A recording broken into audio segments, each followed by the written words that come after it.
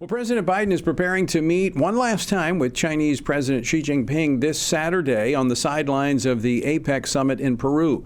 Meanwhile, President-elect Donald Trump continues rolling out his cabinet picks, several which so far are sending a message to China on what they might expect from the incoming administration.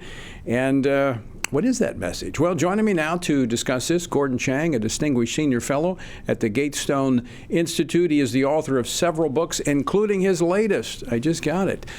Plan Red, China's Project to Destroy America, which came out last month. You can follow him on X under the handle @GordonG.Chang. Gordon, welcome to Washington Watch. Great to have you in the studio. Thank you so much, Tony.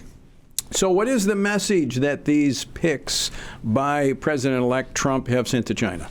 Certainly, President Trump has said to China, I am taking people that you don't like. And that is the ultimate message, because really what he's doing is he's saying, I'm not afraid of you. I'm not going to take someone that you're happy with. I'm going to put this in your face. And this is important because it shows Beijing that they no longer own the American political system. In 2020, there was throughout China, all these people who were saying, oh, now we can once again control outcomes at the highest levels of the American political system, because they then felt that they did own the Oval Office. No longer. So we're not engaged in friendly competition any longer. No. And President Trump, during the campaign, said that he was going to impose tariffs of at least 60% across the board on Chinese goods. At this time, that is critical for China, because Xi Jinping, who has turned his back on consumption as the only sustainable basis for the Chinese economy, now needs to export, because that's his only way to rescue a grim situation. President Trump saying, you're not going to do that with the world's largest market, mine. It's interesting that it's reported that Biden is going to be discussing artificial intelligence and global warming. Trump saying, I want reparations. I want to be compensated for what China did to the world through COVID-19. Different types of conversations, two very different approaches to China. Yes, and we do need those reparations. And the reason is that Xi Jinping deliberately spread that disease beyond China's borders. That killed 7 million people outside of China, including 1.2 million Americans, according to Johns Hopkins. People can argue about the number, but anything above zero is unacceptable. China is now working on diseases that can target the American population and leave the Chinese immune. There's no deterrent for Xi Jinping. Trump needs to put those reparations so there's a deterrent. I want to go back to what you just said a moment ago, because we've been talking about this topic on this program leading up to this election for Ukraine, Russia, and Iran, is that our economic policy can go a long way in weakening our military adversaries. With what you're just saying, their economy is kind of on the ropes, is it not? It certainly is. It's not growing at the 4.6% pace that they claim for the third quarter. It may not even be growing at all. But even if it were growing at 4.6, it's not growing fast enough to pay back Chinese debt. And right now, China's having its 2008 downturn. President Trump comes along at a critical moment for China with those tariffs, basically denying a good portion of the U.S. market to Chinese goods. It means Xi Jinping may not be able to save his regime. That means Trump can win without firing a shot. What does that do to the U.S. economy? Actually, it does much less than most people say. You get a lot of experts in New York and Washington who say, oh, the American people will pay those tariffs. The 2018 tariffs that President Trump imposed, we know that China picked up 75 to 81% of the cost of it. They absorbed the cost of those tariffs because they needed continued access to the U.S. market. Right now, China needs our market more than they did in 2018. So I think we're going to see this. And by the way, Tony, even before Trump takes the oath of office, China is driving down the value of its currency in anticipation of those Trump tariffs. In other words, China's already paying for Trump's tariffs. The other thing, Gordon, that this could do, could this not help us do something I think needs to be done, moving manufacturing out of China? Absolutely. Steve Madden, the American footwear maker, 2 days after the election said it's moving 46% of its production out of China. This comes after 2021, where Steve Madden was saying it was moving shoe and apparel production out of China. other companies are going to have to do the same because they see those tariffs and they know that they cannot access the U.S. market if those tariffs are in place. But that also, when you go beyond shoes, I mean, shoes are important, but when you go to medical supplies, pharmaceuticals that we were dependent upon during the COVID, I mean, they created COVID, spread it, and then they held back what we needed to defend against it. Yes, and they're willing to do that again because we know they're doing that, for instance, with rare earth minerals, because they're trying to go after our semiconductor rules. And we know what China's doing. We've seen them do it. So we have no excuse. And that's why I think it's a good thing that we start getting manufacturing out of China and either back into the United States or into our hemisphere. If we put it into our hemisphere, we stabilize Central America.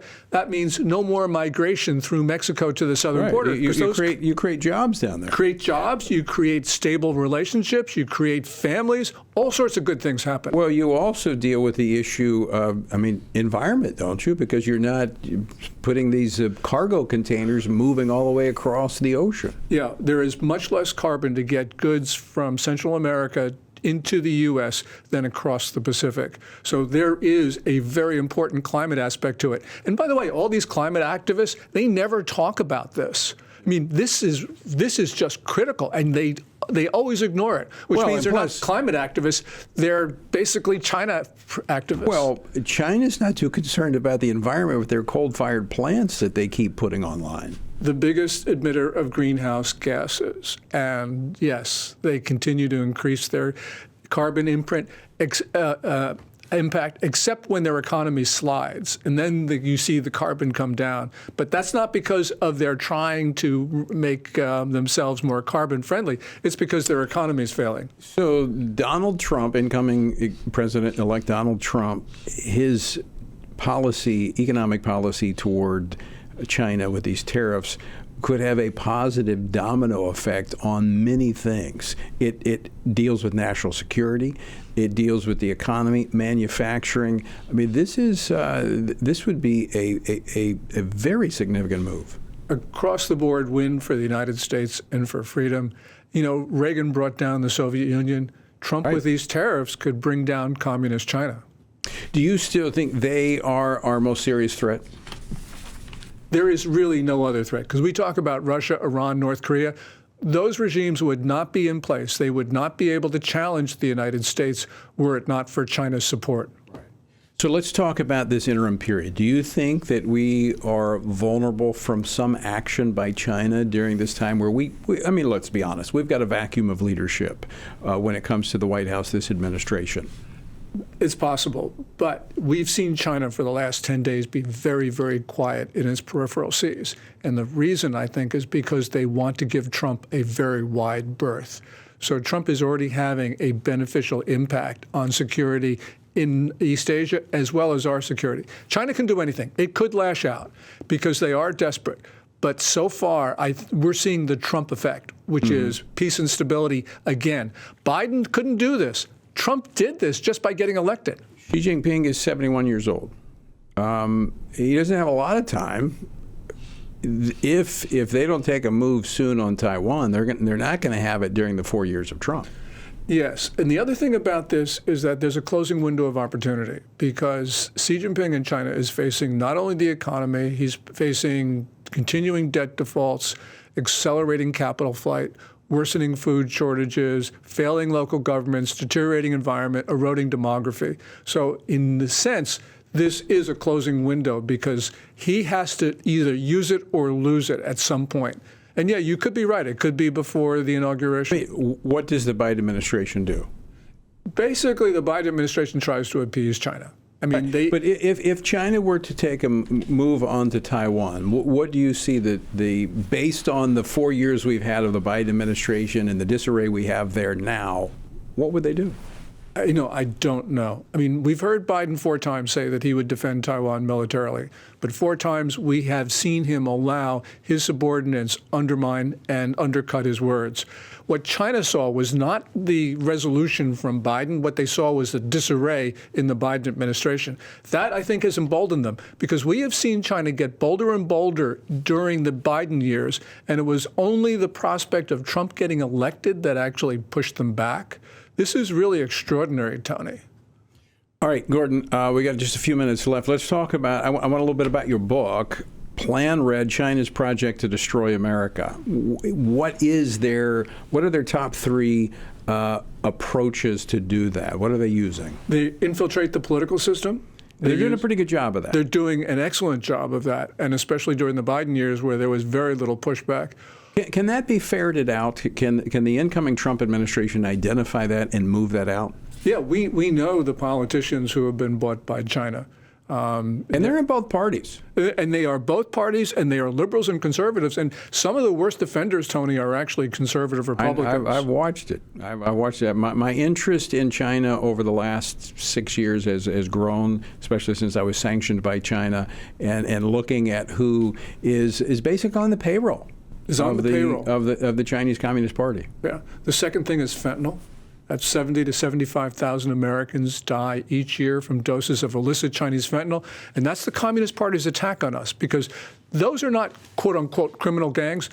In China's near total surveillance You state, think that's intentional? Oh, absolutely. Because in China's near total surveillance state, these gangs could not operate. But we know Chinese diplomats support the fentanyl gangs. We also know the fentanyl gangs run their money through China's state banking system. Some of the fentanyl producers are even state-owned. And we know China's TikTok, it promotes illicit drug use in the U.S. So over 223,000 residents have died from fentanyl during the Biden administration. Is that exploiting a weakness in America? Because, look, they're not forcing fentanyl down people's throats, but it's coming across, and it is exploiting, I think, a moral weakness in our country. It is exploiting the moral weakness. Some people, though, die not knowing they're taking a drug. It just happens to be in, something that they touch. So police officers, for instance, have died from fentanyl that way. But yes, there is the moral weakness, but also they are spreading it. They're making it available, and that means more and more people are coming into contact with it, which means more and more people are dying. Third thing, yeah, that is, I would say COVID, because that's 1.2 million Americans. But, we can argue about that. You can say China stealing $500 billion of U.S. intellectual property each year. That's our future.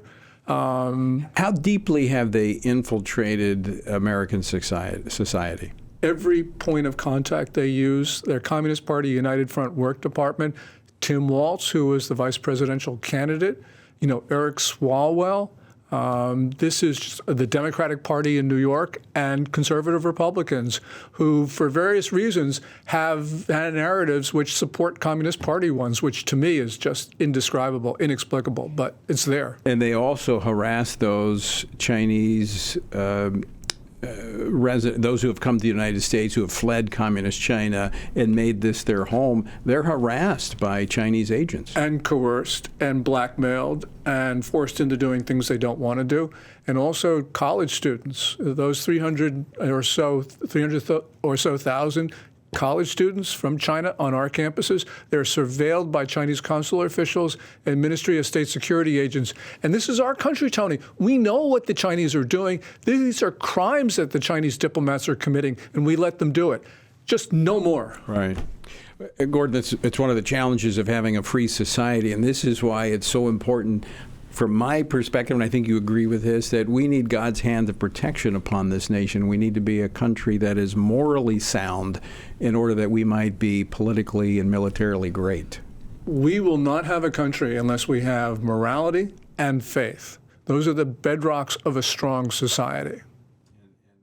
We need that hand of God protecting our country once again. Gordon Chang, always great to see you. Thanks so much for stopping in studio today, and thank you for the book. I will be reading this. At a critical time, you are an inspiration to the American people. You are our defender. Thank you, Gordon Chang. I appreciate that. Thank you for being a voice for sanity in today's discussion.